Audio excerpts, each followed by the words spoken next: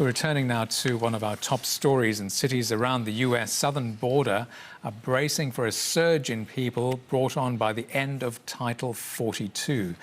The city of Laredo has extended a declaration of disaster, fearing its already strained hospital system will be overwhelmed.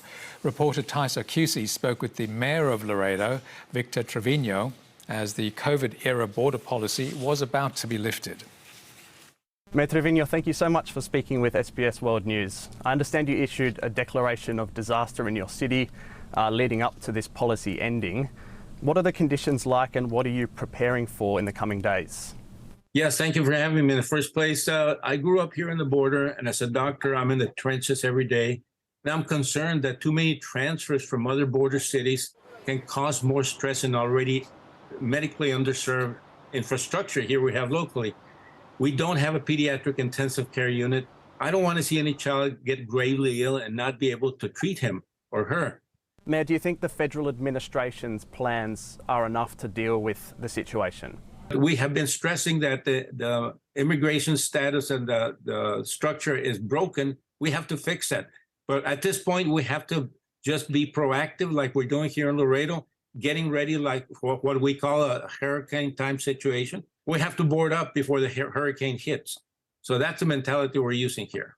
You've likened the situation to a hurricane coming to the city and that you're boarding up, preparing for this. We're talking about people that are coming from, situations, in some cases where they're escaping cartel violence and kidnappings. Do you think that kind of language is helpful in this situation? It is, because as it is, they're coming from up to 2,600 miles away, walking long distances, passing through dangerous situations. They didn't come all that distance not to cross the border. They'll make every effort to cross the border. We have to follow the laws of the country, but at the same time, we have to balance it with humanitarian efforts. You are a doctor and you have a duty of care. Do you think the United States should be doing more to help these people? The United States has been a beacon of humanitarian efforts, and I think it goes along with who we are, what kind of people we are, but that has to be balanced with following the laws also. But for sure, as a medical doctor, my goal is to treat patients, and it could be any patients. If the patient needs to be treated, we will treat them. Mayor Trevino, thank you so much for your time and speaking to SBS World News tonight. All right, you're quite welcome. Thank you.